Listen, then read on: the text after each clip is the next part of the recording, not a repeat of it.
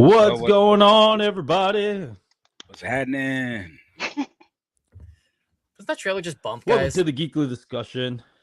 Everybody, welcome to Geekly discussion. We are here giving you geekly news. Man, this week has been full of news. So our main subject tonight, as you saw on the main thumbnail, is going to be Spider-Man Noir and a bunch of Spider-Man news. And also we got some geek news that me and Noah talked about, which was absolutely wild. Found out while I was on the airplane, news popped up. So, and I think Melissa will really like this, or maybe not. We'll see when we get to it. All right, but thank you guys for tuning in.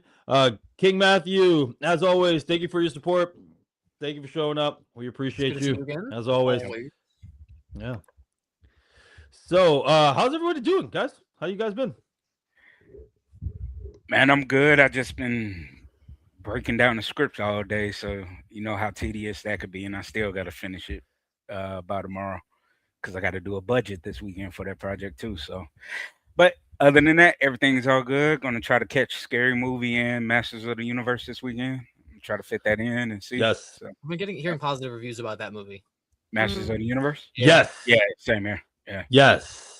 Man, the feedback I've gotten so far for He-Man, I didn't watch any other YouTubers' reviews or anything else, but man, my friends that, you know, again, us 80s and 90s babies, man, we have been like hearing a lot of good things that it's enjoyable. Apparently, Idris Elba stole the show, as he always does when he's in movies, right? So, Sir Idris Elba, he just got knighted. Yes, sir, so sorry. Yes, Sir Idris Elba. Thank you for correcting me. Absolutely. But, you know, he always kills it in his movies, man. So, you know, to hear positive reviews when we were worried is a breath of fresh air.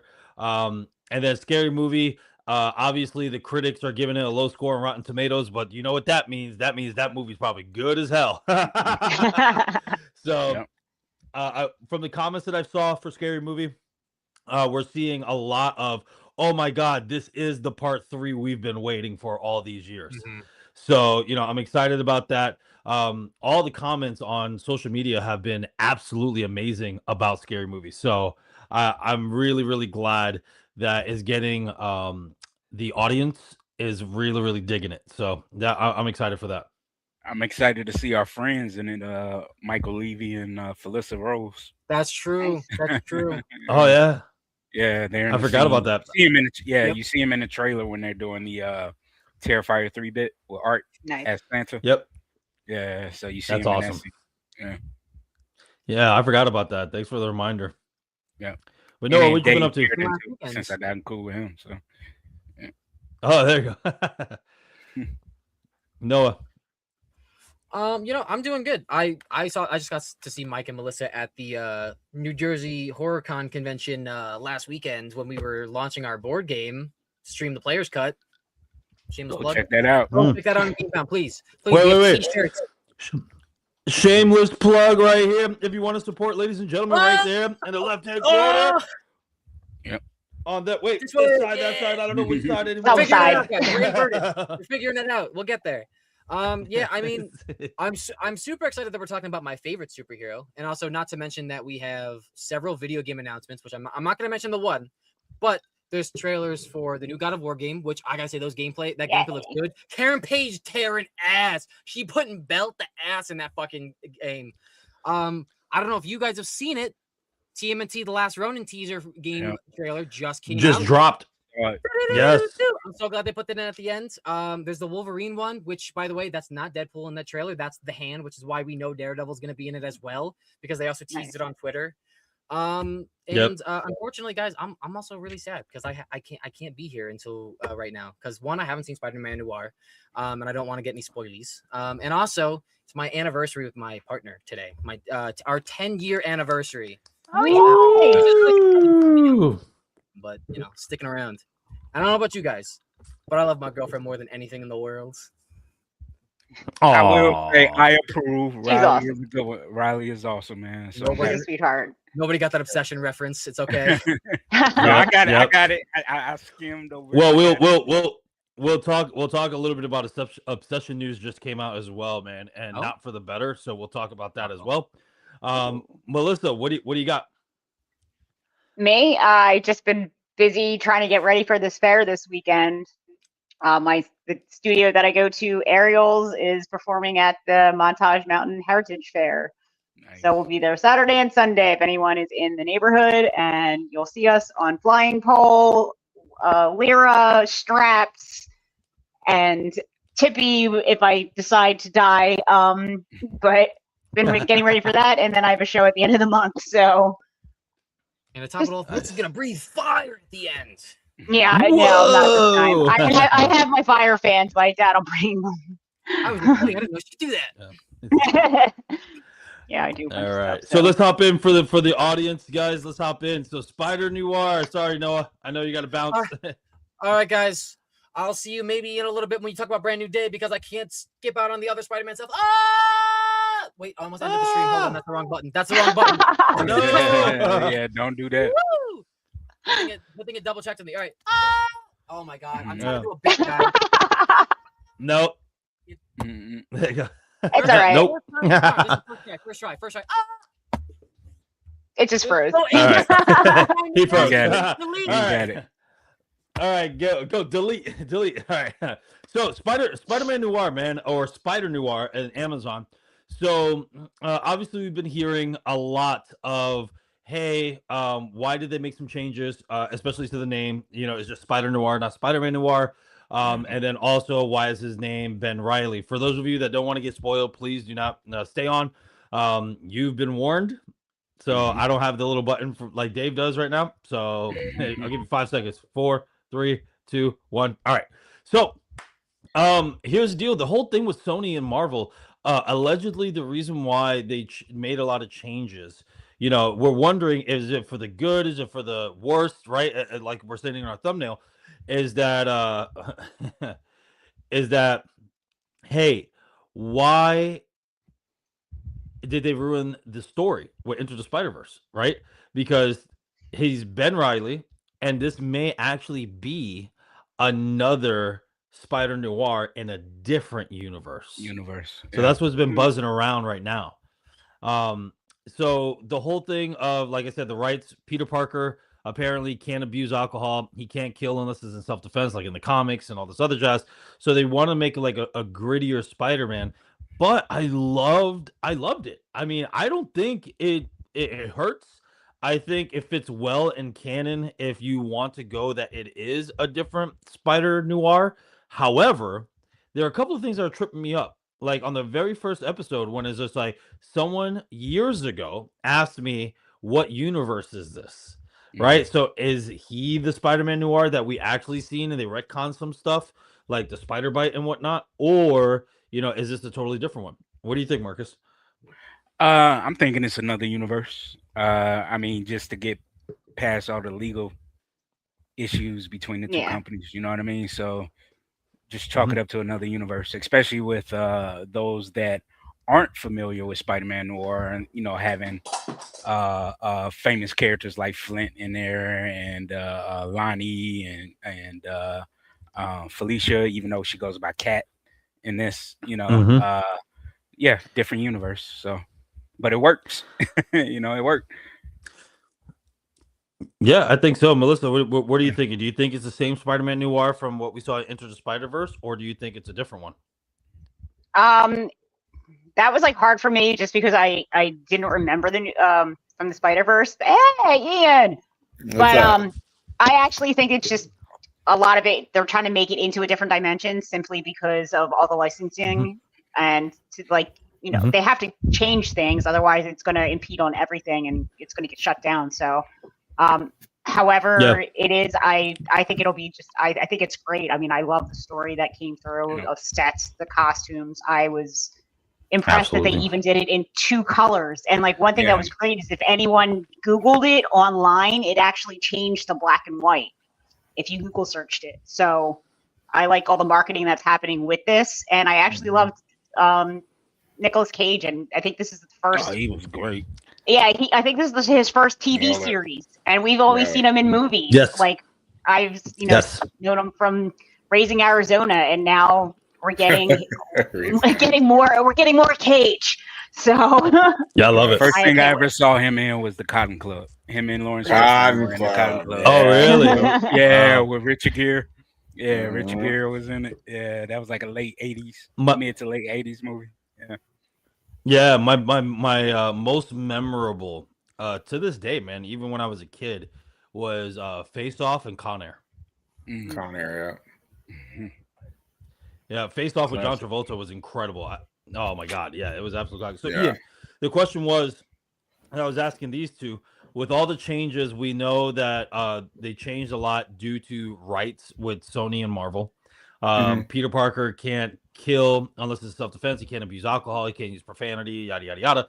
Right. Do you think, especially with the first line he says in the first episode, do you think this is the same Spider-Man Noir from what we saw Into the Spider-Verse, and they retcon some stuff, or do you think it is another multiverse Spider-Man Noir? I think it's another multiverse Spider-Man Noir. I think Mhm. just piggybacking off of what you guys were saying, it's a breath of fresh air. Honestly, this is what Star Wars needs to be taking notes on, is creating something new. I at first I was like, okay, they're gonna call him Ben Reilly, and I was like, you know what? I kind of like that. It's different. It's staying true to saying, hey, this is a Spider-Man, but we're gonna call it Ben Reilly. We're gonna, I like was it Kat? I like her character. I like all the different characters in there. You know what I'm saying? Yeah. And my favorite was Silverman. Silverman. Oh my God! When I saw that, I was like, oh my God! Like, if you were a true Spider-Man fanatic and comic book fanatic, you know that Silverman is a huge villain, and just the fact that they brought him out was phenomenal. I saw a little bit in black and white, but I actually, man, let me tell you something. Color was great. I watched it in color, dude. It was beautiful. You know what it reminded me of? Toby, because Toby had a lot of color. No, not even that. It reminded me of, like the set pieces, the wardrobe. It reminded me of Warren Beatty's Dick Tracy. Dick Tracy, right? I was just about to not say. as vibrant. Yes. Like, not as vibrant, but just as beautiful, man. That's what it reminded me of. I love it. So, Absolutely. So what I got out of that, Marcus, to piggyback off that, it reminded me of the old movies where in black and white and they first transitioned into color. Yep. So it's not pristine. It's not like overly, beautiful or whatever. It looks like how when they used to convert the old ones when color first became on TV into this. And so, when you're looking at, Gone with the Wind and all those other old ones, even, Casablanca and whatnot, when they did the color master of it, man, it looked like that, man. The grain, the everything, man. It looked fantastic. It looked like you were watching an old film, right, from back in the day, which is pretty cool to me. Wardrobe was freaking amazing because I love that era of wardrobe. Phenomenal. Yep. The 20s, man, wardrobe, 20s and 30s, man. Like Ronnie suits, his earth tone suits, the browns and stuff, and the yellow and the gold. Just whoever the costume designer was in this, and they killed it. They killed it. Yeah. And I also like that they put everything in the times, right? Like we get a lot of backlash for a lot of comic book movies and a lot of movies just in general for wokeness, right? Always happening. Right. But that's not what happened here. This was the time and the period of what was happening. And so you saw like when Ronnie couldn't go in to the whites only, so he went through the back door, right? Then going to the black neighborhoods and talking. Like, I love that it's a part of the story. And that's what we keep saying, right? Even as minorities here ourselves, we're like, we want stuff to be a part of the story, not just, oh, let's just throw this in just because, right? Yeah. It was phenomenal, man. I loved it. And I love some of the changes too. I love the Easter eggs of like, oh, if you didn't change your name, I would have found you a long time ago. Meaning he is Peter Parker.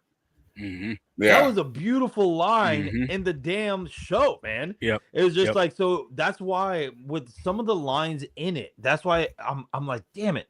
Questioning are they hinting this is really is this really our Spider-Man Noir that we saw already, right? That's true. And I love the fact that also they explain why he talks like, see all the stuff, because remember he said after he got bit, he had to relearn how to be human. Yep. And so how he studied the speech was the old school movies when they all talk like this. And all this other guys, right? James Cagney and all that. Yeah, man. Yeah. My only thing that I did not like, the only thing I didn't like was Lonnie's design when he started to. That was the only. Tombstone. Me and Marcus are like the same. Tombstone. That was the only. Like, I love the actor. I love the actor. Great job in the role. I just didn't like that look on the bro. I didn't like the look. On to me. You know what I mean? That's what I was about to say. Oh my god, you took the words right out of my mouth. Right? He looked like he came out of Star Trek. For real. That was it. Yeah, that was. I think what they were going for, you know. Yeah, I think what they were going for was because they were experimenting with different animals and insects and whatnot. I think he was supposed to be a crab, right? So that's why they had that look. But I'm with you guys. I really didn't dig it. Sandman was incredible. Sandman was awesome. Sandman was great. Even though I still call him Electro. What do they call him? Right. Megawatt. What's his name in it? Yeah, Megawatt. Whatever. Yeah. Megawatt is actually a lower tier. No, he's a lower tier. I don't remember Megawatt from you know what I mean. So I don't remember Megawatt. He's a lower tier. I think he's like a newer character. But I like that. Yeah. Okay. But I like the character though, like the time where you see the stripes in his face, from being electrocuted. I love that. That was cool. Yeah.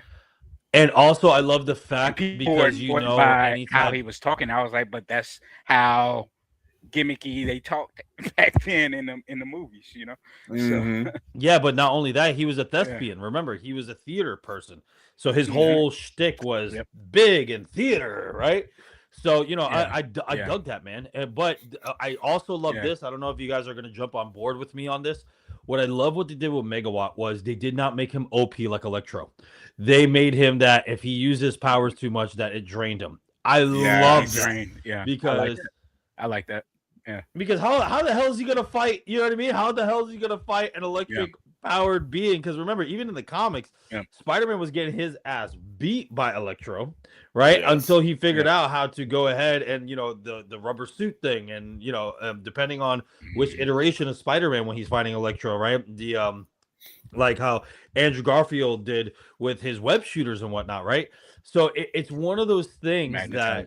I love they did that because he doesn't have anything to go against that, and I love how they offed him, dude. When I love the fact that they said that because he was in his head, very reminiscent to what you said, Ian, that is very Toby. He doesn't want it anymore, so he's having these mental blocks, so his powers are not working properly, even his strength.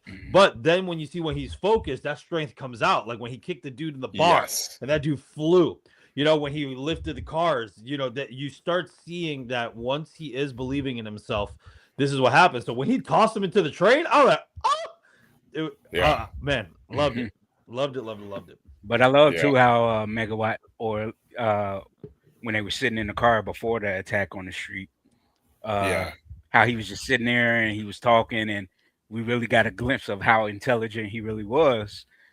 And then he's just sitting there and he was like, I'm getting stronger by the minute. And you see all the lights flicker down the street, Yeah, that was good. I was like, that's cool, where he's just sitting there soaking up the power. And then you see how strong he was. But then, like you said, the stronger he was, the quicker his powers depleted. So, and was awesome. So, sorry, you're lagging, Marcus. Sorry. Yeah. So I do like I love two things also about this story. Number one, it was a detective story. Love that. Yes. Like the Batman needs to take notes, man, because him just walking in super slow and all that other shit that wastes time and all. I love that I really do, man, because it shows how intelligent Peter Parker really is, right? Yeah. Because again, he is Peter Parker. He just changed his name. I love this showed how intelligent he was. I love that his detective work was absolutely phenomenal. And then I did like the side characters. I loved Ronnie and I loved Janet. I loved all of them. Yep, I loved all of them. Even the little kid. Yeah, the little kid was great. So Janet was awesome, man. She was one of my favorites. Janet was awesome. I love the whole thing. Like I said, it was. It's a breath of fresh air. Mm-hmm. I'm gonna say it like this. I want more Spider-Man live action shows to go in that exact same direction. I think it would be dope to see a Silk show. Hey, if they want to be bold enough, then they can do it animated. We don't care. Give us a Spider-Gwen show, or something. You know what I mean? Like, go in that direction. Give it to us where it's like, hey, Peter Parker is, of course, Tom Holland's Peter Parker is not in that realm, not in that world. Give us a whole new breath of fresh air.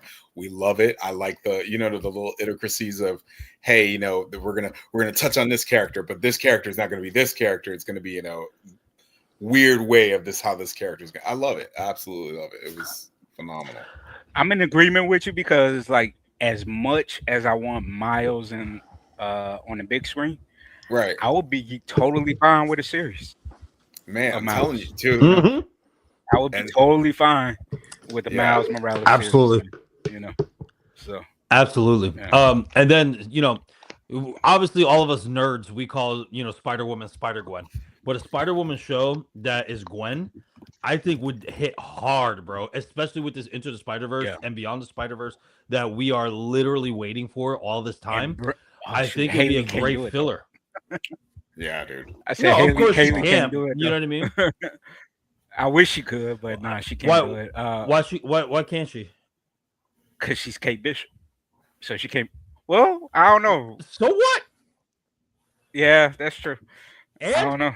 So Thanos, Josh Brolin's Cable, you're right. Dog, you're right. like you're they right. can do it, bro. Right. Yeah, they can do it, man. Are you talking about having Jessica Drew in it, or would you say Jessica Drew? No, we're just talking about the voice actress of Spider-Woman, Spider-Gwen. Oh yeah, 100%. Yeah, do a Spider-Woman show. I'm trying to think and have her because again, that's her real name. There's a couple. You got. I do like the girl I do like the girl from that's playing Supergirl. She would be dope. Millie Alcott. Millie Alcott. No. Yeah. Oh. Nah, I tell you, man. After all she said, yeah. That's Natalie one of them. Now I got a couple though. I got me on Fancast. While Marcus is looking that up. No, Ian, because the remarks she already made about Supergirl and all this stuff, she's one of even if it's not her own, it's her publicist saying it or whatever, dude. The fact of the matter is that she's shitting on fans already, saying that Supergirl's gonna bomb and all this other jazz because of the fans. Dude, I'm not for actors and actresses doing that. You're making a shit movie. You know what I mean? And it's just like, the fans. And it's like, dude, that's who's paying you. Is the fans. Give them what they want. So I would not want her as Spider-Woman at all. No way. So look up Natalie Allen Lynn. What's her name? Oh, go ahead. Natalie Allen Lynn. She's the older sister. So both of her sisters, one of her middle sister was in The Babysitter 2, Ghostbusters, Frozen Empire, and her baby sister. Actually, her baby sister and middle sister were in the Chucky series, but she's on Dutton Ranch now, and she was also in Gotham. Natalie What's Allen. her name again? Oh, gotcha.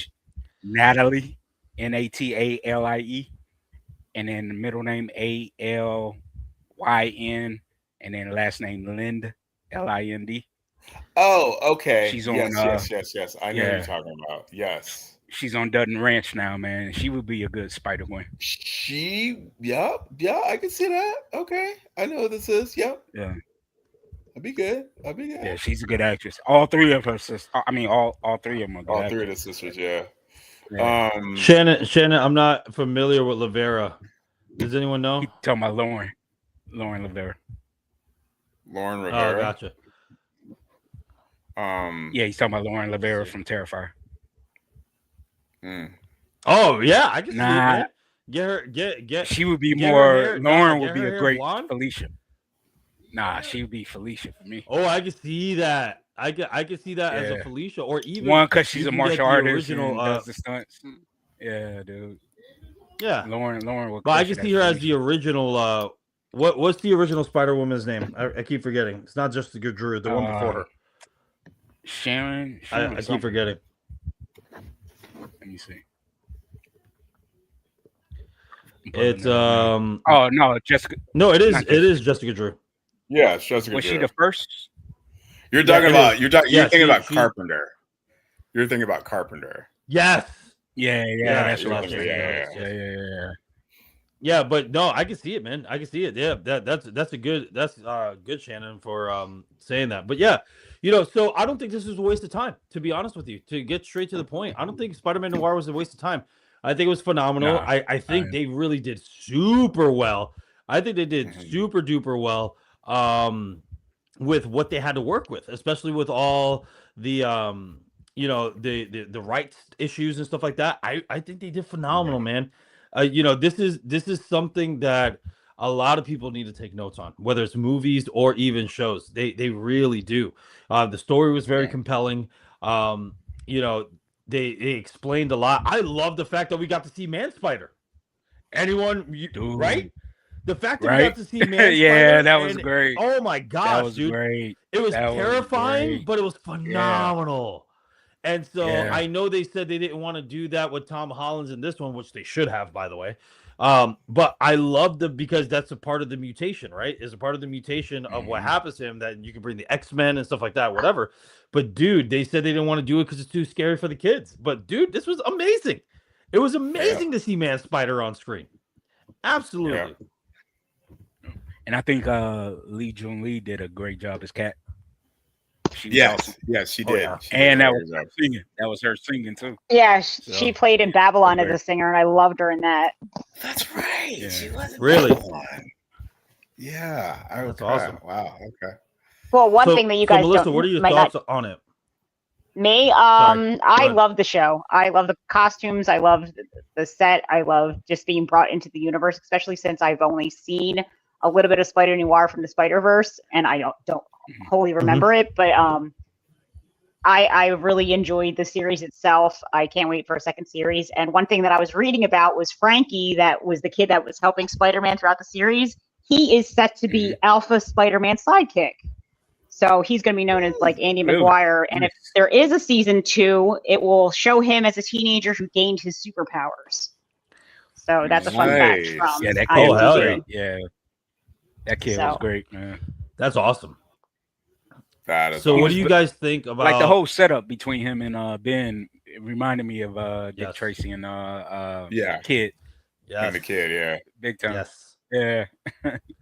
Absolutely. Yeah. So let me ask you this: what did you guys take? Because I was on the fence about this, but because the story was so compelling, I was like, cool, man, it worked. What did you think about the superpowers killing them? I thought that was a good concept. Yeah, I like it. Only because, like, I kind of. Oh, go ahead. Well, just for me, like, ahead, so you get a lot of the superheroes that are either born with it or they've been injected with it, like in The Boys and things like that, right? But what is the one thing that always happens when people start using something more than anything? It's like a battery, right? You have to recharge. It's like a cancer in your system. Like, your body's not supposed to be able to handle that. So, like, them knowing that they are dying is like a great way to illustrate the fact that, like, this is not something natural in their bodies. Right. And like just showing the whole, like, testing that happened during World War II and things of that nature. One of the things that it reminded me of was literally like, oh, this almost reminds me of like a prequel to The Boys, because like it's almost like a potion of like the V. Instead of it like making you younger, it was making the one guy older, right? Yeah. And that's why his mom had to save him. So I feel like it's a good idea, just simply because, like, you're not going to live forever, and if you're going to have something that's foreign in your body, it's going to do something to you. Correct. So, 100%. I like it. It was good and dark. It's like a nightly good and dark, where what we see as Spider-Man, growing up, we were like, hell yeah, we want to be him. We want to be him because of his powers. You know what I'm saying? We want that. We want his powers. We want this. But what that show showed you is like, it's not all what it's cracked up to be. You know what I mean? There are some limits and there's some things that you gotta know and responsibilities that you have to take on once you get this power. And that's the drawback. And I actually liked it. I was like, okay, this is a pull. You know what I'm saying? So, like I said, it's that different that they're showing. Surprisingly enough, Sony. You know what I'm saying? I've always stuck by Sony, like by its side, and I know that they had it in them. All they have to do is just let the bar go. That's all they had to do. And I've said this before. If Morbius, the story per se wasn't bad. It was just the direction of where it was going made it a bad movie. If Morbius was a true horror film, a complete horror film, that movie would have done way much better. 100%. Yeah. Marcus, what do you got? Oh, he froze. All right, we'll get back to him when he comes back. Yeah, I love your takes on it. I love the fact that it gave Ben a reason, and it was his motive. It was his motivation, because remember, he didn't want the great power with great responsibility, which I absolutely love that they put it in the show. And I love the fact that it showed that despite all the hoopla, I don't want this, I don't want that, deep down, he's still Peter Parker. Deep down, he's still a good guy and is going to do the right thing, you know? Right thing. And so, like, he gave the last vial to Flint, you know, and that just showed it. It just showed it that he could have cured himself from all the pains and aches and everything else in his mental, and he just still did the right thing. And so I love that. However, I do want to ask this before we talk some other news. What do you guys think of this, though? What do you guys think of, because they injected it with his blood, you know, and all this other jazz, right? That made them normal. Remember, it normalized him and he still has his powers. So do you think that now that they injected that with them, that they're going to have their power still? It's just now is not killing them. That way we can see more Flint. We can see more other people come back in a season 2 or even possibly more. Ooh, like it's a stabilizer. Like it didn't cure them, but it's a stabilizer. Right. Ooh, that would be good, because then you're breaking to see more characters, you know, pop up. I like that. I like that. It kind of opens the door for more characters, and that 100%. What do you think, Melissa? Do you think that's a good idea? Not a good idea? I think it's a good idea. The question is like, will they have to re-inject them again? Like, will it come back? And will they be hunting Ben Reilly like for another time, because they need to get more injections to stabilize it again? Because you know, sometimes we don't know if it's going to work. It may only work for a shorter period of time, and then it's like anything else. So I mean, it can open it to anything, and it also depends on if they're going to make this into a longer series. Because I do know that when this was originally pitched, it was a limited series. So I'm curious to see what we're going to get out of it. Mm-hmm. Yeah. Marcus, so what you missed out on is that we were asking that when they hit the antidote, right, from Ben Reilly, because remember, his powers are stable in his body. So what if this is not a cure, but it stabilizes the people's powers in their body? So that way you have reoccurring characters in the series if they continue. What do you like? Do you like that idea? Do you think no, it should just leave it alone? What do you think? No, that would make sense, because like Spider-Man's Rogue Gallery, man, is one of my favorites next to Batman. So killing off characters, like that was my other gripe with the show, was killing off Silverman. So killing off the villains, I wouldn't want it that easy. Like I like the idea of, like you said, it was killing them, but then the antidote, and because it was stabilizing them, then it should work across the board, you know, just to have that longevity of the show. Yeah. So, yeah. So Shannon put, what if it's from extraterrestrial origins? I don't know. I mean, it could tie into Venom and stuff like that, like a symbiote, right? Like this is how they started experimenting on people.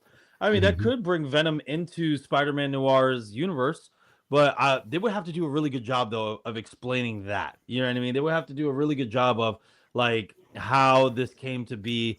The experiments came from a symbiote, yada yada. I mean, it could Yeah. work, but it would have to be a very well done story. The way I could see them bringing in the symbiotes is kind of like how the original, how I visualize how they did the technology with the original Blob back in the day, the original black and white Blob. That's how I could see them treating the symbiote, and that, you know. Oh shit. It would be pretty cool, like having, because I mean, think about it, like if we get another season, will it be set in the 70s? I mean, 30s again, or would it be, you know, into the 40s by this point? Like, how much of a time difference between seasons will it be? You know, so I'm curious about that. Yeah, that also tripped me out too, because if this is the Spider-Man Noir from the Into the Spider-Verse, remember he said years ago, someone asked me that question. It stuck with me all these years, and then he took a 5-year break when his lady died. So, you know, that's also another question, right? Like, okay, so is this the same? Is it not? And if it's not, cool. But if it is, now they have a lot of explaining to do. You know what I mean? They have lots and lots of explaining to do with the story. And I like that Blob idea. I really do, because it stays on topic of like the old, you know, old time movies, right? I do like that idea, Marcus. I think that's a fantastic idea to bring the symbiote in that way. I really do. Yeah, because just imagine like the scientists experimenting and gets out and we introduce Eddie Brock or something like that, or a different version of him, you know, back in that time period. I think it would be pretty cool. Yeah, Marcus, your audio is coming in, but you're lagging, so that's why we're like, is he done? Is he not done? It's this Mac, man, and I don't know why the internet is cutting up on my PC, so I'm like, screwed. You're good. Melissa, what were you gonna say? Well, just from the piece that I read about Frankie, if they're bringing him back as a teenager, we already know it's going to be a 10-year jump, right? Because he's going to have his superpowers. Yeah. So going from the 30s into the 40s brings us to like another war. Do we have a war in the 40s? So World War II ended. World War II was in 1942. So the United States in 1942 jumped into World War II.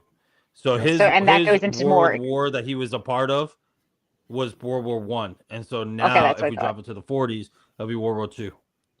Yeah, so it'll be World War II and more experimentation. Because you could tell this was set during the Great Depression. You know, during the scene with learning and stuff. So that was what, 1932, 33, something like that. Yeah, and 33, if I'm not mistaken. When they showed the newspaper stands, you could read the background. Yeah, you get a feel of like Prohibition was just beginning or ending. I couldn't remember, but because Silverman was trying to get his alcohol. That's right. Yeah. Yeah. Now, what would be cool is like if they do continue the show and maybe like they end it, it would be cool. Like the little boy, would you said Frankie or whatever, would become Spider-Man Noir. That would be awesome. That would that would be a good segue. You know what I'm saying? And that would be totally awesome. Like if they did that. Yeah. So I'm wondering too, because that can segue that Frankie changes his name to Peter Parker, and that's the Spider-Man Noir we know, right? That would be awesome. Taking the place of Ben Reilly. So that would be cool too. I mean, you kind of look at it, you could like if he passes away, Uncle Ben, that'd be dope, dude. That'd be dope. Absolutely. Yeah. So yeah, I'm excited. Like I said, I don't think it was a waste of time. I think it's phenomenal for everyone to watch. But speaking of more Spider-Man news, Ian, you sent me something super cool, man. Go ahead and tell everybody. So if you are a Amazon Prime member, you can see the movie in select theaters. You can see the movie 2 days earlier before the release. Oh. So I have this thing. I don't know what it is, and because of Spider-Man Noir and Amazon. And I've noticed now that some of the cartoons has transferred over to Amazon because I played it for my daughters the other day. I think Amazon and Sony are getting together. I think their catalog is going to get bigger, and I think Noir is the start of everything, and they're going to see how it plays out. Then you're going to see a lot more. Hello, you're going to see a lot brand new more. day, brand new day, brand new Noah. You're going to see a lot. You're going to see a lot more Spider-Man. Just, I mean, a whole catalog of different series. You know what I'm saying? So I think it's the start. Yeah. You're going to see Prime is going to make some money. The theaters you're going to make some money. Hey, sign up for Prime. If you're a Prime member, go see it early. Wait. Yeah, So I'm excited about to go that see it news. 2 days early, or what? Say it again. Mm-hmm. They send you a ticket to go see it 2 No, days you early, watch or it what? on So Prime. you just have to you go on the website and let them know that you're a Prime member, and I think they give you 2 tickets. Oh, I was wrong. Sorry. Yeah, Okay. they give you 2 tickets, which is like freaking amazing. Nice. Okay. So what's really cool, a lot of people don't know this. Allegedly, Amazon Prime has been doing that already. So if you go to the Premiere something Prime website, that you actually could get movie tickets for a lot of movies complimentary because you're a Prime member. Yeah. Which is pretty insane. I think I've heard of that. It's just been smaller movies. Right, correct. Yes. This is like the big Yes, but now yes. And so I think you're right, Ian, because now if they're doing this with Spider-Man, what other big movies could they possibly do? Yeah. Right. So 100%. I'm super excited for it. Also, let me ask you this before we start talking about Brand New Day more and then into other news. But do you think now, if this is a different universe, Ben Reilly and Peter Parker, right? Do you think the person that told him what universe is this is Spot? Because Spot was traveling through all the universes. No, I think it's Miles. I think they're going to. Okay. I think they're going to tie everything. I think it's going to be Peter B. Parker. I think it's all that, all in a nutshell. 100%. 100%. Nice. I think they're going to. Nice. I think, which kind of leads into my whole Sadie Sink. I'm going to save that for last on who I think she could be. I've got like 10 theories on who I think she could be, and I created one. But yeah, I mean, it's just, I think they're literally tying. I mean, it makes sense. Sony, the biggest issue that Sony had was they made these movies without Spider-Man.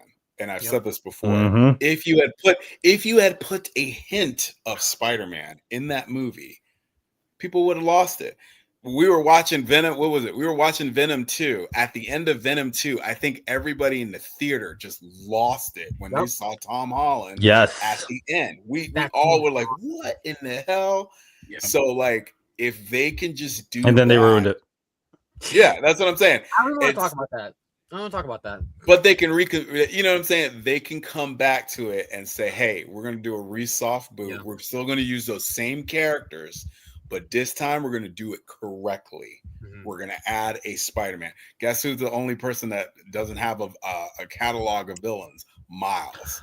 Now Andrew Garfield too. Andrew Garfield, because I want to fight a alien. Remember, he kept saying that. I want to fight an alien. Yeah. Be careful what you wish for, buddy. Right? Yeah. Give me. This is what I want. Give me Spider-Geddon. 10 episode series on Amazon Prime. Give me my 3 guys, the 3 best boy bands, Tom, Andrew, Toby. Get all of them in there. Spider-Geddon, 10 episodes. You can't beat it. Can't beat it. 100%. Give me an 8 episode miniseries of Garfield in the black suit. Because remember the bit from No Way Home where he said, "Hey, I stopped pulling my punches." Yeah, absolutely. Dude, just give me an 8 episode miniseries of him in the black suit, bro. That's all I want. No, man, That's all I know want. Because remember, Felicia made that suit after the symbiote. I want that story because remember, he had the symbiote, and then he was like, "Damn, I really like that suit." So Black Cat was the one that stitched him the suit, so he could have a black suit. So because he was like, "Oh man, this is hella dope." And then, so, you know, I think that'd be dope, man. I really do. But I want Ruthless Peter, like how he was talking, though. I want But Rufus. you Yeah, said without like, well, like- that's very reminiscent. That's very reminiscent of the lost years of Peter Parker comic book storyline. yeah, that's true. Yeah, Remember when he quit being Yeah, Spider-Man, and then Yeah. he still saved the day, but he was a little bit more ruthless. So Yeah. I like that, man. I say that we need a real Madam Web movie or show, Yes, a real one, And they- like in the Yes. cartoon and the comics. with the old Yeah. lady. with the old lady. Meryl Streep. Yeah, not, actually, not a bad, not a not bad. a bad, not a Meryl bad, Streep. Not a bad, 100%. I not a bad love it. pick. She wouldn't do I'm it. She thinking of wouldn't a do different- You know who they're gonna Nah. throw in? You know who they're gonna throw in? Charlize Theron, bro. They're gonna throw in Charlize Theron as Nah. Madam Web. Now, if I had a choice of like a TV actress, movie Helen actress, Mirren? nah, I would actually go. She's not that old, even though she is in her 60s. Katie Seagal. Ooh, Oh, okay. from Married with Yeah. Children. Married with Children, Sons of Peggy. Anarchy. Mila. Sons of She's Anarchy. phenomenal, dude. Sons She's of a, Anarchy, yeah, she's a dude. phenomenal Yeah. actress. Yeah, Yeah, she's a Okay. phenomenal Katie Seagal actress. as But Madam not Web. only that, yes, I say I agree with you, Marcus, on that. Yes, but who also I can see what because she's making a comeback in movies and stuff like that. Hear me out before you take my head off. Demi Moore.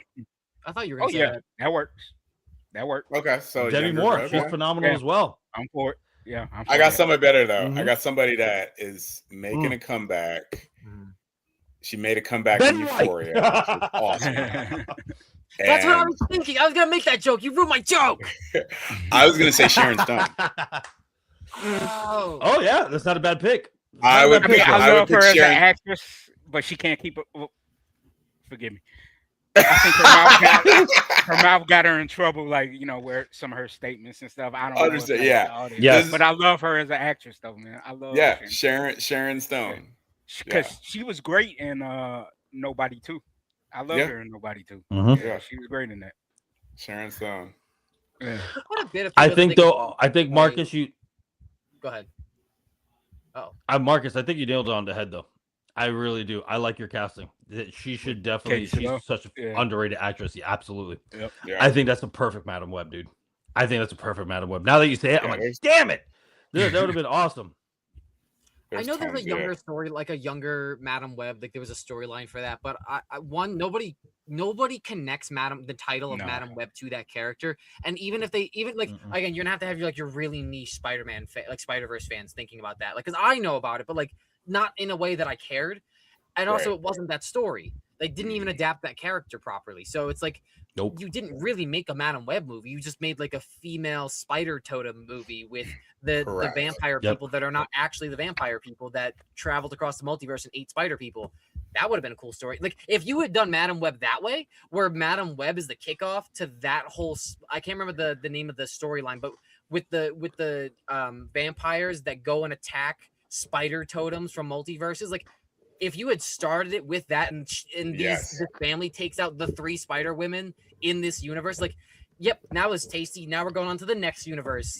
Yes. That would, yeah. Absolutely. Absolutely. And I still think they should do a proper null. They did not do a Yeah. proper null. I didn't want to Please, Especially that we got Thor, and the fact that Thor Ragnarok that they didn't do the proper. That's Null's sword, by the way. Yeah, I That know. is Yes. Null's sword. I know. That's supposed to You be. wasted Christian And Bale. so it's kind of like Love and damn it. Thunder. Yeah, it's kind Yeah. of like damn it, Love bro. and Thunder. Like they are botching so many opportunities that can make them, a lot of money, man. I'm like, how but do yeah, you so have go a ahead. great actor like Andy Serkis to play Noel and you don't give him his proper due on screen? Like that. How do you pissed me have off Andy Serkis as the so Claw? much.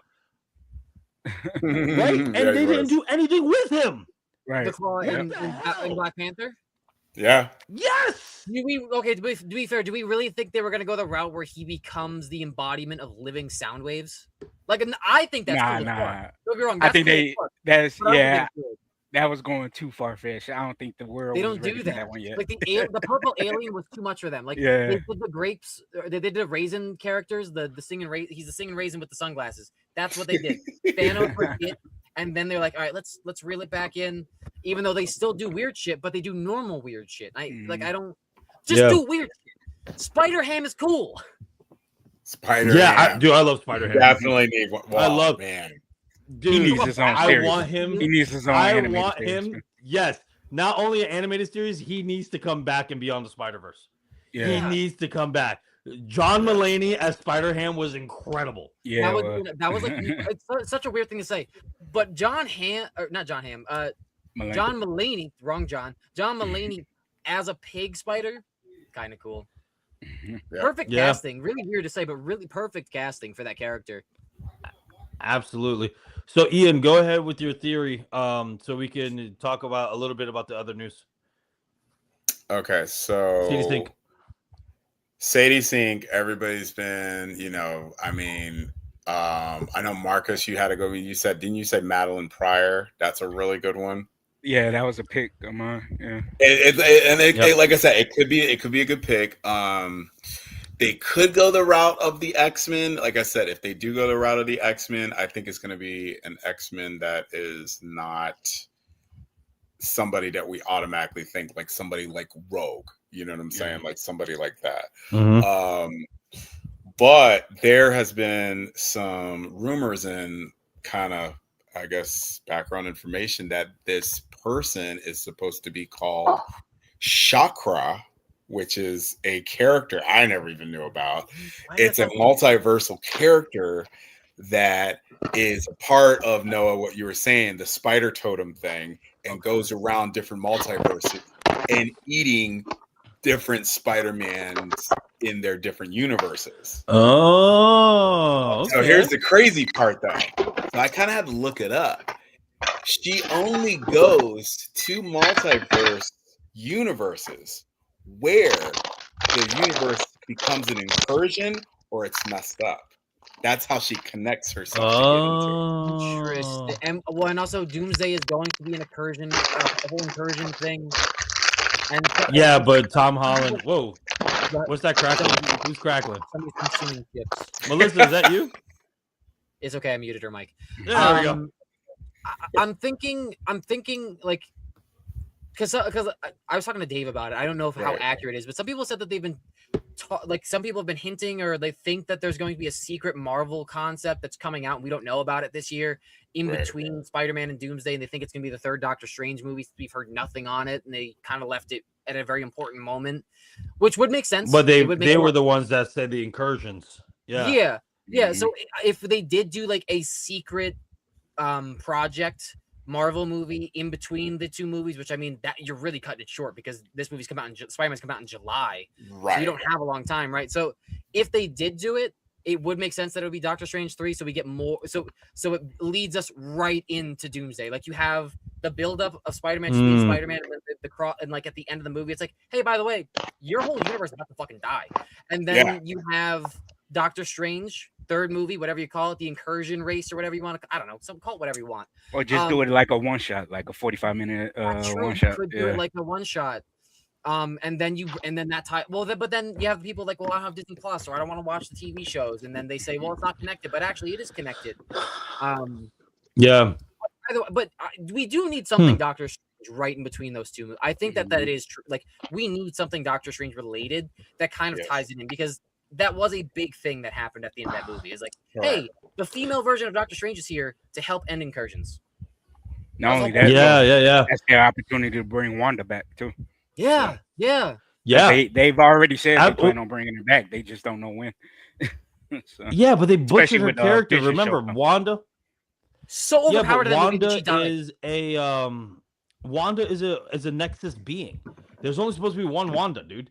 And then they made multiple Wandas. So I'm like, you already fucked her character because she's a Nexus being. There's only one of her, and she's OPAF, right? So it's kind of one of those. Is just like, if you bring her back, you got to say something that other Wanda is like a part of her split personality or something, dude.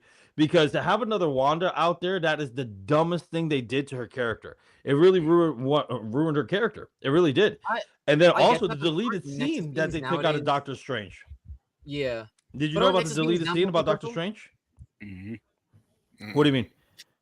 Like I think that there are multiversal because we were talking about Gambit before the show, and Gambit's now, I believe he might just be an Omega level mutant, but I think they called him a Nexus being recently as well, and he's a multiversal, like he has multiversal selves as well.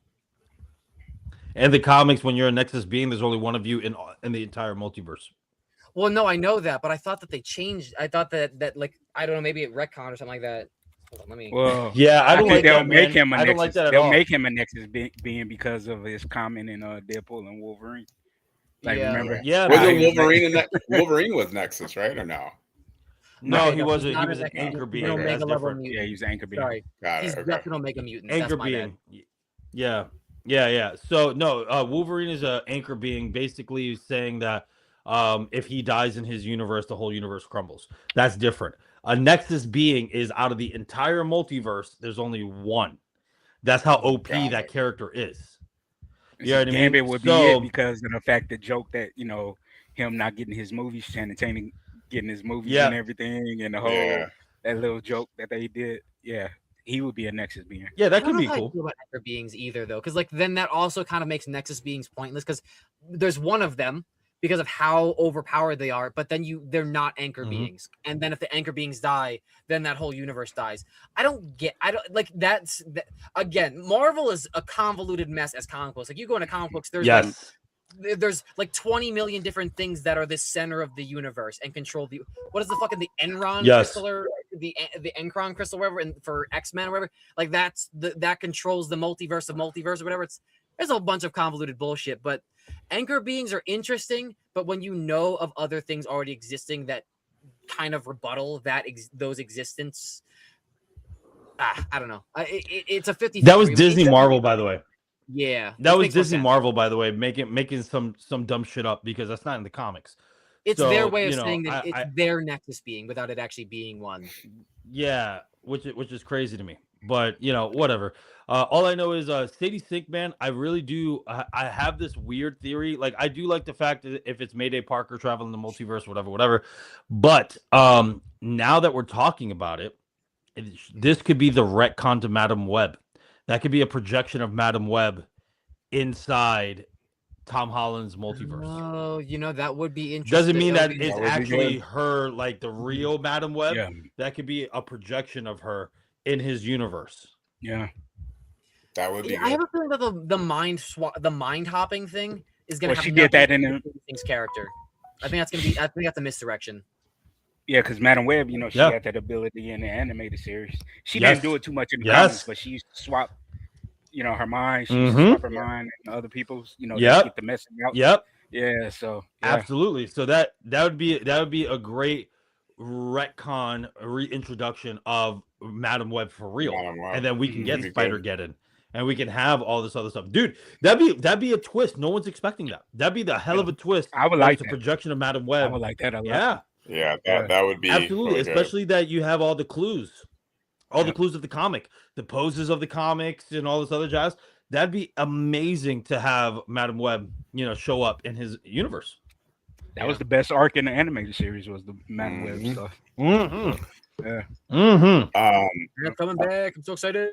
I think now this is the Disney idea. Thinking. Oh boy. If Sadie, right? Sadie Sink could be a different version of Ben Reilly's Scarlet Spider. Mm-hmm. Oh, don't do that to me. Like she's the clone. Now hold on. Let me tell you how to click Hold on. Wait. Hold on. I just thought about it. Hold on. The ADHD. I'm gonna forget. Hold on. Listen, the original Jessica Drew, right? Hold on. No. We were just talking about it. Hold on. So I forgot. Okay. Julia Carpenter, dude. She could be Julia Carpenter because Julia Carpenter is a clone of Peter Parker, and she's redhead. She could be Spider-Man, dude. Okay. So check this out, which is good. What would be cool is since Downey Jr. is coming back, right? And he's coming back. We've had this talk before. He's coming back as Dr. Doom, right? Mm-hmm. Which you would think is kind of the evil version of Iron Man. And which they said it's not going to be, but we'll see. Right. But think about it like this. If they brought Chris Evans back, it'd be dope if they brought him as like Captain Hydra. You know what I'm saying? Mm-hmm. It would be cool if the actual Avengers would go up against the evil Avengers. So it would be actually kind of dope if instead of Tony Stark bringing out Tom Holland as his little protege, Doctor Doom's little protege would be Sadie Sink as the Spider Girl. Oh, that's where I'm getting at. That's so fair. that would be like the loop thrower, like, oh shit, you know what I mean? Like, I mean, it's not a bad concept, Ian, but Disney's gonna trash that. You know what I mean? Like, they're gonna I'm just botch that. Throwing it out there, yeah. No, they're gonna botch it like hell. I like your idea, but I think they're gonna botch it like hell. You know what I mean? Because they're saying that from the leaks that came out that Chris Evans is really Captain America, right? Thor's back to not the fucking silly Watiti, whatever his name is. So all this other jazz. Yeah, thank Odin, right? But the fact of the matter is that if they do that, they have to do it right, man. And I don't think they have it in them. I even think the Russo brothers doing this is not going to save it. I really don't, man. It has to be a bomb ass movie to be like, oh, okay, we're back. But I don't think, man. I think the damage is done with all the loopholes and, like Noah's saying, all this recreation of a bunch of dumb shit that doesn't matter. You know what I mean? I really do think that. But the only thing from a rumor that I can see them revamping the MCU is that Doctor Doom wins. If Doctor Doom wins and all the incursions happen, right, you get to revamp one universe with all these characters. How are we doing Doomsday before we do Secret Wars, though? Because Doomsday, I know. Trust me. Like that makes no sense to me, because if this is a world reset, one of these Avengers movies is supposed to, I think they said that this is supposed to be a reset, a soft, like one of these movies is going to retcon or restart the MCU or whatever. Would you not end it with Doomsday? Like, would you? Yeah, so Secret Wars is supposed to happen before Battleworld. Yeah, like I thought they were Secret Wars is supposed to happen before it. It's supposed to, dude. And so, it's just, again, this is why I don't have faith in Disney. Especially, after Mandalorian and Grogu. But he's not the villain. It's like, what? I'm so confused. Like, because this is now apparently just hitting me like a train. Like, Doomsday's the villain. Wait, who's not the villain? Yes. Dr. Doom is the villain, right? He's the main villain of the movie. Yes. But he's also he allegedly. I'm so confused. No. So what are they? So I'm going to tell you what it is. I forgot. I'm going to tell you what it is. So allegedly, he's playing nice, right? He's playing nice, saying, "Oh, the universe's incursions are going to happen," but come to find out, he's the one that's doing it all. Yeah. Does that make sense? Okay. Mm-hmm. So it's supposed that, according to the leaks, anyway. Obviously, we've heard a bunch of rumors and leaks. They could be wrong, but according to the leaks, it's supposed to be that he plays nice, like, "Oh my God, I need your help," and it's not really. Is that he's the one that's actually creating the incursions to happen? I like the one theory I saw. I'll say this one thing, and I'm gonna dip out again. But I like this one theory that I saw where, like, it's the Doctor Doom is actually the Iron Man from Avengers 1. Where, like, in the multiverse, where they fake killed, like, they stopped his heart, whatever, and he goes back, and so the theory is that he goes and he tries to figure out what went wrong, why that happened, and then Jarvis tells him that there were anomalies in the Avengers Tower during the events of the first Avengers movie, and then he finds out that he was there, Ant-Man was there, all of them were there, and then he starts going crazy and starts finding out about multiversal travel and time travel much earlier, and it makes him go crazy and he turns into Doom that way. I think that would be much more interesting. Like, he goes crazy and he's like it just makes him snap in a way. I think that would be kind of interesting. Like, it would be more interesting than whatever I think they're going to do in this movie. I think so. Allegedly, what they're supposed to do is this is actually Victor Von Doom. You're not going to see his face, and if we ever do, it's going to be the scarring and all the other shit that Dr. Von Doom actually has in the comics. Like, I don't get why you bring RDJ back. It's a fucking cash grab, dude. We know this. It's how do we get butts and seats? Doomsday is going to be like Infinity War. You're see it's going to end. Yeah, it's going to end on a somber note. Now, what would be cool though, if Doom was actually Tony Stark in some of the actual movies that we actually saw. Yeah. Well, that you know, would be gonna the happen. biggest plot twist of all time, right there. Yeah, but so it's not gonna remember what happen, they're dude. doing with End War, where they're gonna have a different ending. So they suppose in That would September. be the craziest plot twist of all Yeah. time. So they Like, may explain why it's RDJ in the new version of Endgame. They should have Coming chosen out Ben in September. Mendelsohn. That'd be dope, dude. That'd be dope. It's not If gonna Doctor happen. Doom like went So back in, looked at his universe, saw how everybody was working with the Avengers, all that stuff like that, figured out how Tony Stark stuff worked, and then swapped him. Well, remember the comic run, the one What If where Doom put his consciousness in. Yeah, they said they're not doing that either. Which they're not it would've doing been that dope one. if they did. Allegedly, they said no. They just keep burning bridges for themselves because everyone's like, well, then why bring back the actor, right? Because like we like obviously going into like the behind the scenes stuff, we understand that it is a cash grab for the most part, but like for the story, why is he here? Why are you bringing RDJ back if he has nothing to do with the Iron Man character? Cillian Murphy would have been a perfect victim. Cillian Murphy, and I will stand by Ben Mendelsohn. I think Ben Mendelsohn for Marvel fans. Captain Marvel, he was the main Skrull. He's also in Secret Invasion. He would have been perfect. Doom doesn't have to be like super tall. Like I feel like for the most part, he's more like average. He's just kind of like built with his armor and shit like that. But also, he's wearing a suit. You could make him tall in the suit. Yeah. He would have been perfect. Yeah. So I would have had John Hamm. Who played him? John Hamm. Yeah, John Hamm would have been a good one. Yeah. Who played Hannibal in the TV series? Mads Mikkelsen. He was already in but he was already whatchamacallit. He's wearing a mask. RDJ is playing Doom. Why does it matter? They're both they said that's what I'm saying. Josh Brolin is both Thanos and Cable, dude. You know what I mean? You know what? Maz would have been perfect though. Ryan Reynolds is both Deadpool and Green Lantern. Mm-hmm. All right. I don't know. So on another note, for little news, for those of you that stood with us for this long, for little news, Melissa, I think you're going to be excited about this. What just dropped today, besides The Last Ronin, is that Code Veronica is getting a remaster. Dude, I just saw. Is it a remaster or a whole new game? I think it's a remaster. No, remaster. No, it looks like a whole new Resident story Evil from the trailer.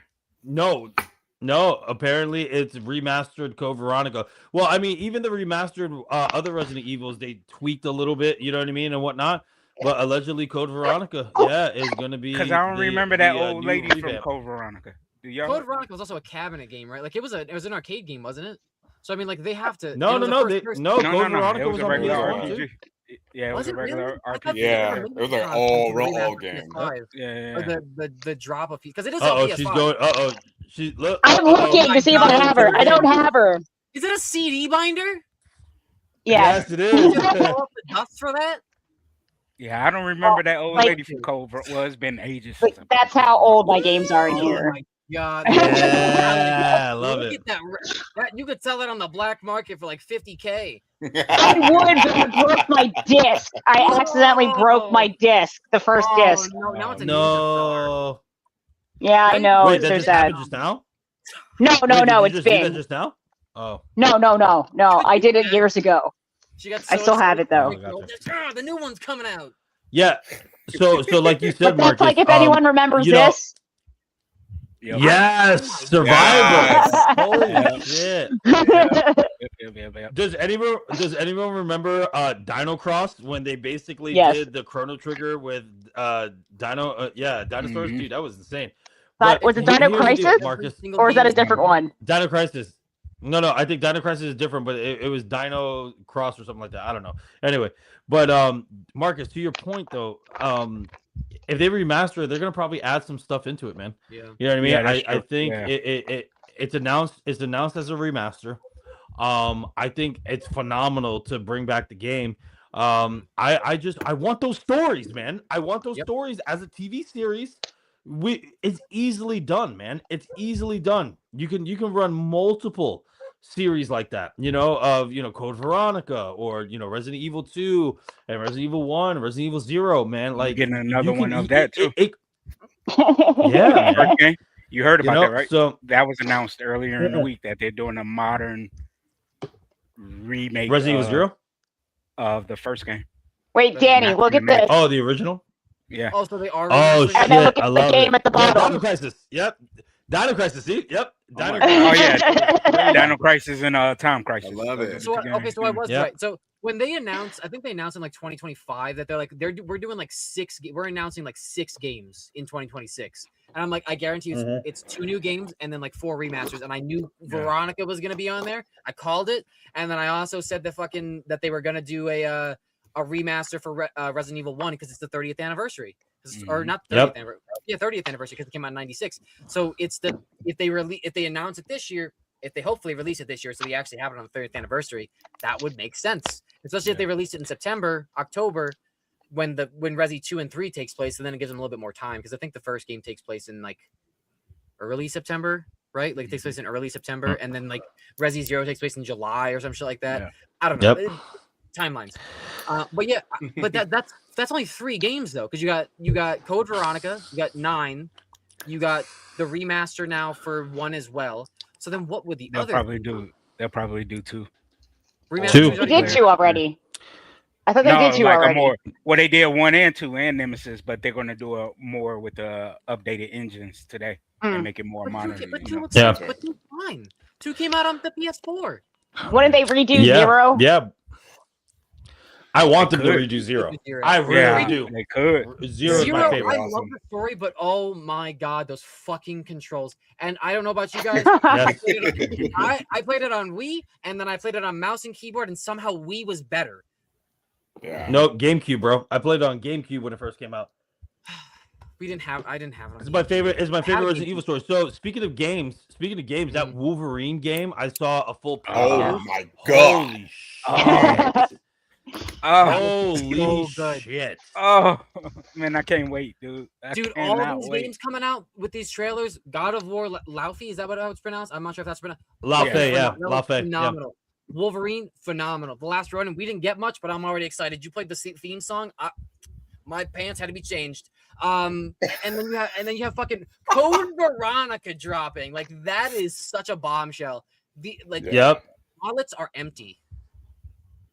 Yeah, and so I'm afraid for Laufey though, and the reason why I say that is not because I don't think so having a female protagonist, like I told you, it doesn't bother me, but because people are so sticklers for that God of War is Kratos, that I feel like this game is gonna bomb, even if it's phenomenal. Does that make sense? Like it has to be so good that word of mouth has to trump all these negative viewpoints already. Does that make sense? Yeah, well, but Laufey looks incredible. You have the pencil dick losers who are like, oh, it's a fucking woman, and it's not even an attractive woman. Oh, it's like, how dare you fucking disrespect? Bullshit. Deborah Ann Wool, boy, they love Deborah. Oh, she's got wrinkles. It's like, she's mid-40s. She just died. She's in hell, and she could stand toe-to-toe against Kratos. She's not even in hell, dude. She's in a different dimension. She's in a different dimension with different gods. So, like, she died and she's battle hardened. She looks battle hardened. Kratos is full of wrinkles too. Why are we talking about Kratos' saggy face? Why? Because it doesn't fucking matter. It don't fucking matter. That's not what the game is for. And also, she looks damn good. You guys are fucking losers. I would love to see your pimple faces. So with Laufey though, I'm very intrigued. I think the story needs to be phenomenal because it's happening at the same time as God of War 1. So like when Atreus and Kratos heard her in the portal, that's actually her in the other dimension. That's what I So with the time skip too with God of War Ragnarok, we got to see how this whole story of her plays out, because it could connect to God of War 3 for the trilogy. Does that make sense? A new trilogy. So, yeah, man, I'm excited. I hope it does well. Again, I think it's going to bomb, but, hopefully not. Hopefully, like I said, it's really good enough that it is going to trump everything. But, I think she's going to bring in her Daredevil fans that are just new to gaming. And then also, you got True Blood Jack too. Quaid. Jack Quaid is voicing the character in there too, so he's gonna slime. He's gonna bring his friends. I I think what part of this game is for is to adapt or to show, like, kind of get you a feel for what the remaster of 1 through 3 are going to be like. Because I don't think they're going back to original mechanics, but I think that they're going to adapt new mechanics. And it looks like this is going to have some of them in it. Because this is like God of War 4 and 5. I'm going to call it 4 and 5. I'm sorry. It is. It is 4 or 5. Yeah, it looks like God of War 4 and 5 and like similar like camera angles and like fighting styles, but it's much more fast paced and it looks like you have much more freedom when you're fighting as well.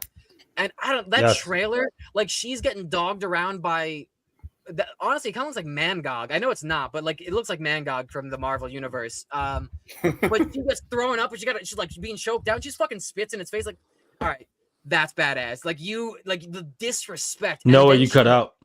No, I'm on an Ethernet. Why? Yeah. Oh no, Noah cut out. I can hear Noah.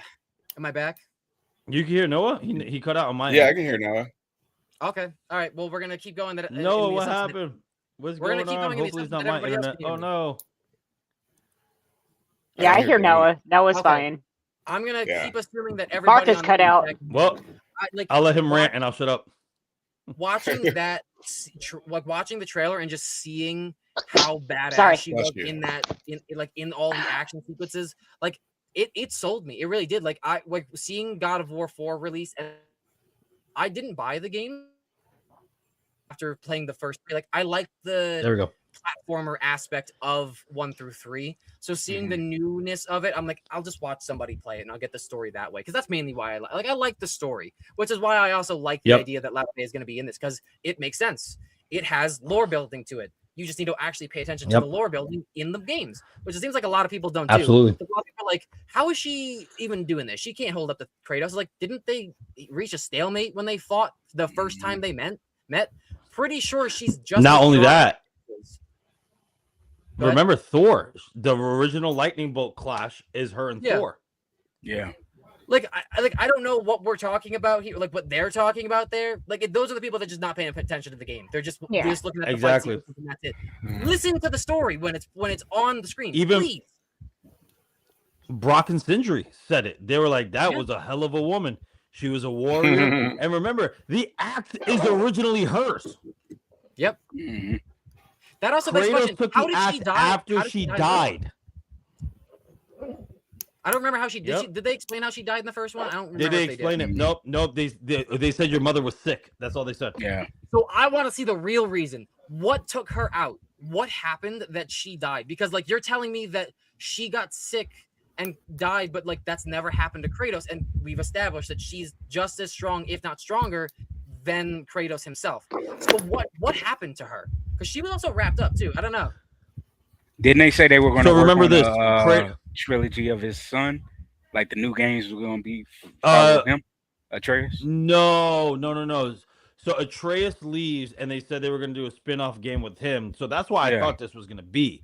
Okay. But now they're doing it of his wife. But remember this, Noah. Kratos is OP to the point that even when he fought Thor in the beginning, Thor was antagonizing him because he was just like, nope, this is not the God of War. It's still in you. Kratos is literally holding himself back at all times now because he's afraid of his rage. And so remember when he threatened Atreus and then he fucking knocked the teeth out of Thor, that's when he's like, yes, I knew he was still in you. That's the God of War. So it's not that Kratos is weaker than before. Kratos is actually potentially stronger than ever before because in Greek mythology, the older you get, the stronger you get. But she's on at least on par, right? She's at least on par with Thor. And we saw that Kratos beat Thor. So obviously Kratos is the strongest. But she is as powerful as Thor. That's insane, dude. Thor was a menace. Right? Yeah. So so for people bitching about it, like you're saying, I think that's a cop out. Yep. I think that they really need to pay attention to the lore, like you're saying, and I think it could be a phenomenal game, especially if they tie it in well, which I think they will, because I mean 4 and 5 God of War was incredible. So you know, I think that's gonna happen. So yeah, I'm excited, bro. A lot of these games, you know, obviously we talked all about Spider-Man. I'm excited about Spider-Man. I love the Spider-Man games. You know, I hope more comes out. I'm super excited about Beyond the Spider-Verse. Yeah, I want more of this stuff, man. The good stuff. Spider-Man Noir was absolutely fantastic. They got to keep it going. You know, so yeah. I mean, this week has been a definitely big news week for games. Big nerd week. It was a huge news week for games. They got a bunch of horror games coming out, sci-fi games, which is pretty cool. So I'm excited, man. I'm very, very excited about it. So, Dude, that new Star Wars game, but Star Wars, what was it, Zero Company? It's like a turn-based game where you could pick and choose your players and go on these missions, and it looks fun, man. I like games like that where it's like real-time strategy. You know? Yeah. I'm still waiting on Final Fantasy VII Part 3. So, you know, I'm still waiting on that. I know that's going to be a banger when it comes out too. Part 3. Got it. Part 3. Yeah, so what happened was they remade so Final Fantasy VII Remake is broken into 3 parts. So you have Final Fantasy VII Remake, then you have Final Fantasy VII Rebirth, which is the second one. And now the third one is in development, and apparently, you know, God knows when is that going to drop. But and then also Kingdom Hearts 4. I can't wait for that. I heard that they were making that. I've heard Final Fantasy is good. I'm really glad I've never played them because that sounds so fucking complicated. Dude, like no, games? So what happened was this. No, so they have a lot, but Final Fantasy VII, if I'm not mistaken, back in the PS1 was 2 discs. So what they did was they took this lore, right? And what they did was they go, okay, let's expand upon the lore, especially that we did a prequel with Crisis Core, right? And then they're like, let's expand it more. And so what they did was they expanded it way more, and that's why it's broken into 3 parts for one big ass story. But what's even cool about it, what's even cooler, is that this may be a multiverse event in Final Fantasy. Not really multiverse event, but Aerith, because she's a god. Aerith, in the new games, when you try to deviate from the original plot line, the spirits basically intervene to bring it back on trajectory of the actual storyline that you played. Yeah. So, and then Aerith, I think she is aware that this already happened, because there's hints and clues that of her lines that she said that makes it seem like she already did the first Final Fantasy VII we played, and trying to put everything back on track for this one. Okay, so she's so they're making okay. That is actually really cool that they did something like that. Yeah, it's a cool concept, dude. But anyway, to start wrapping up some stuff. I'm going to talk to Dave about this. So news on Obsession really quick. Not for the better, which I'm heartbroken about. So apparently now cast and crew is bitching that even though they signed contracts and whatnot, because it made over 250 million, by the way, which is insane. Yeah. That's a lot of money. So apparently making over the 200 mil mark, now people are bitching that they didn't get paid well. Even though they knew what they were signing up for. So it's actually funny. My partner and I were talking about this, and you reminded me that I was supposed to leave like a half hour ago. We were talking about this, and like, if it was a big production company where we know that they're scamming people and they're like giving them well under what they're worth, yes. But the budget was $750,000. Yeah. Right. And we've heard some of the people behind the scenes were getting like $7,000, where in most independent films are getting $0. If that is really a concern, if that's really a concern, then you should talk to the people in charge, right? You shouldn't take to the internet and try and unionize. I definitely understand. I definitely understand seeing that, but it was written into contract, and you were and a lot of these people were making a lot more money than people typically do in independent films. And this is like a half independent, half not, because Universal is distributing it. But again, $750,000 budget. That is not a lot of money, and it's not exactly. It's also not like, hey, we're gonna make this movie, and we know for a fact that it's gonna do like 20 plus times its budget. Like, no one knew this was gonna make over $250 million, $250 million, right? Like, so, like, I get the sentiment, and I feel for that, but at the same time, like, we're not.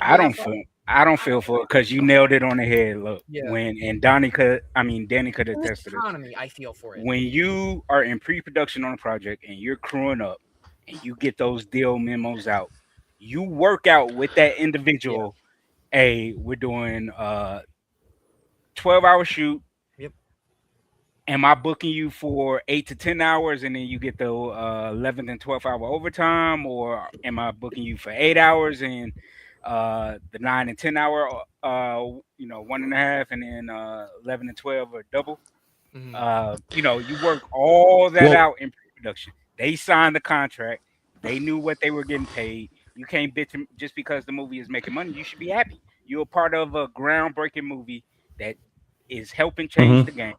You know what I mean? That'll get you more work now because you can say, hey, I worked on this movie. More people will hire you. Don't go bitching and moaning on the internet because you knew what you were going to get paid from the jump. Exactly. And if it was Hey, Marcus. Production company. Yes. I'm going to be petty right now. Don't talk about contracts. Anyway.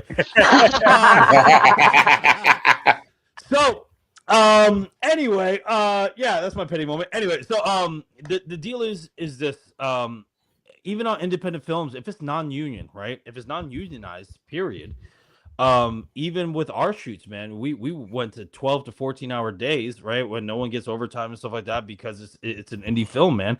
And it's not because the people don't want to pay you. It's sometimes that it literally is, and there's no budget for it, right? There's no budget, right?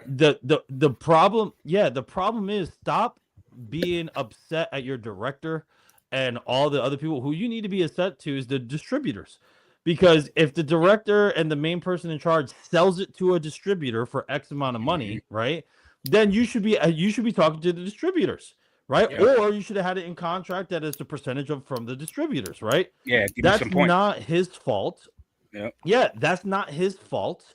That's nobody's fault, right? Yep. That is a distributor thing. And then even this, theaters, right? Theaters don't even make money the first couple of weeks.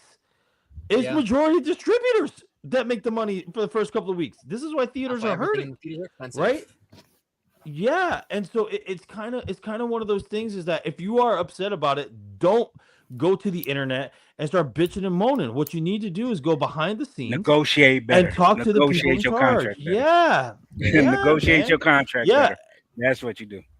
That was the same thing with Terrifier, who only had a budget of less than $1 million, right? Not to toot my horn, but I learned, also that was with Terrifier too. Because even as as a producer, producers are the last to get paid by everybody, right? So one thing that I learned to work out, like if I believe in a project and I believe in the people that I'm putting together on this project, and I know I'm not going to get paid that much, I negotiate. I'd be like, hey, these are the amount of back end points that I'm gonna get on the back end, because then that I'll make my money on the back end rather than front loaded. So they just got to do better in negotiating their contracts. That's what they got to do. Well, and you know what? I'll take it a step further, Marcus, because indie films are in our hearts, and we're independent filmmakers. And like I said, I really want to elaborate this with Dave, on Sunday if we can. But I'll leave it on this. Is that even if you didn't negotiate all of that stuff, right? It's the fact of the matter is you shouldn't go on the internet trashing the hand that fed you. 100%. And the two, I agree. Yeah, and then two, you would not be complaining if this thing bombed. If this thing bombed and it didn't make any money, you're happy. Yeah. You wouldn't say anything. Yeah. And so I or they be shielding themselves. Problem. I really do. Yeah, absolutely. I think that's a problem in the indie film world, man. Yeah, and like I get it. I get it because of the economy. Not everyone is, and then not everyone's versed in that type of like professionalism. I mean, we are well aware that the media literacy is dying, and so you would have to imagine that people. If I was fresh into the industry as well, like I don't know everything involved in the industry as well. Like you're talking about making points on the back end and stuff like that. That's not terminology that I've heard yet, right? In working in movies and stuff like that. So in that aspect, I feel, right? Because everybody has the opportunity to be taken advantage of in a business meeting. So, but I don't think that was the case with this one, again, because it wasn't $1 million. It wasn't. Movie. It was a multi-million-dollar movie or multi-million-dollar budget, like a Disney movie. Then yeah, absolutely. Yeah. But then again, you shouldn't be going online and just bitching and moaning, right? Like, you should be going to the distributors and maybe trying to positively cut yourself a better deal instead of trying to gain publicity for yourself based off of the backing of the movie success, so you can then benefit off it. Because then that's not okay, right? Like, now you're just doing something for financial gain, not because you, or at least that's what it feels like, right? It doesn't feel to me like you're doing this because you felt like you've been slighted. It feels like you think that you're entitled to the money that has been made after the fact, that nobody knew it was going to make, right? Like, we we worked on, Marcus and I worked on Mirror Mirror. I don't know if the short film, if anybody made any money on it or not. I don't really care if they did. I worked for free. I had a fucking blast. That was such a good experience. And if Mirror Mirror didn't make money, and if other people picked up on Mirror Mirror and decided to turn into a feature film, because I believe that was talked about recently, or not too long ago, I wouldn't be like, I was actually one of the PAs on the short film that was made as a proof of concept. I think I'm entitled to some of that cheddar. No, I don't think that that's true. I think at the end of what I would do is then go and contact those people, like, hey, I worked on this with Drew and all these other people. I was wondering if maybe you would need assistance from the Nerdbox crew, and in that kind of deal. I wouldn't be going to the internet and trashing Drew personally because a company was doing something that had nothing to do with him, right? Like, Cory Barker has nothing to do with Universal. Like, he sold it to Universal. That's it. Like, that's it. Yep. Absolutely. And Marcus, you're right. They're going to get themselves blackballed if they keep talking. Nobody's going to want to work with them. Yeah. You know what I mean? That's what's going to happen. Yeah. And then Marcus, to your point too, I mean, this is the thing we saw on Terrifier 1, that young lady that in the contract, she had a small percentage negotiated. But again, no one knew Terrifier was going to blow up this much, and then she complained that she wanted more money, and she felt entitled to more money. I disagree with that only because she negotiated a percentage that she didn't get, correct? Yep. So then I don't know. I don't know. I'm on the opposite end of that. Since she was offered a percentage based off of the entirety of the franchise, she should have absolutely have gotten it. Talking about, like, I don't know what Marcus doesn't know anything, and even I honestly don't. Well, we don't. Also, there was no really. No, I know. I mean, I know what was said. I just don't know behind the scenes of what. Yeah, the specifics wasn't even online though. Noah, that's the problem. Like, it wasn't a lot of specifics on there. It was very, very vague. For legal reasons too, obviously. So we don't even want to touch this either. But what I'm saying is that. In situations like that, like Marcus is saying, you should negotiate just in case, right? At least a percentage, right, of the actual film. That's fair. And if they can't do it, that's fair too. But then it comes down to this, and I hate to sound like this because I'm going to sound like a capitalist asshole, even though I love capitalism. Is that if your terms don't go well and you don't get what you want, then don't work on the damn thing. Don't, because you're not going to get what you wanted, and then no amount of complaining or anything online is going to help, right? So that I think that's where we have to be mindful of contracts. Like Marcus said, be aware of your contracts. What does it say? And also negotiate what you want. And if not, then don't take anything less than you want, because you're not going to get it in the end. Once you sign a contract, you sign a contract. Yep. Anyway. So, but yeah, I mean, I'm very happy. Stop. All right. So here's the deal with Obsession, though. Obviously positive. We love our indie filmmaker brothers and sisters, because we're all indie filmmakers ourselves. We love that they are booming. It slapped Hollywood in the face, because even Backrooms is doing better than most Hollywood films. Mm-hmm. Definitely a good slap. A good slap to show, hey, you don't need these multi-million dollars to make money. Yep. You don't have to constantly do reboots. You don't have to constantly do any of this requels and all this stuff. You don't have to. You can make money still on original ideas. 2 original concepts with fleshed out storytelling. Imagine that. Absolutely. Huh. One of them who with knew? No-name actors, other than Nikki, Indy Knobber, who is a Call of Duty Twitch streamer and fucking scary at it too. Yeah. Mm-hmm. Yeah, but whoa, man! Like, look at that, right? Who would have thought? And then we're gonna wrap up and tie this in the pretty bow. Is exactly what Ewan was saying about Spider-Man Noir. This is exactly what it is. An original story. You're still on the what we want, right? You're still honoring the source material. Yep. Right? Yep. And you found a way to do an original series within the source material and make it its own. And it's doing very well. I have heard nothing but positive reviews about Spider-Man Noir. Yeah. Oh, also, I was slightly tuned in for you guys talking about their knockoff Electro. I don't remember what you guys said his name was. Madwire or something like that. Megawatt. He was in Good Luck Charlie. He was. You're right. For all you youngins out there. Yeah. Yeah. Like I said, Alrighty, overall, guys. it's good things are coming. So we just got to be patient. Oh, is that the? Yeah. A lot of good things are coming. Oh, is that a QR code? All right, guys. Please support.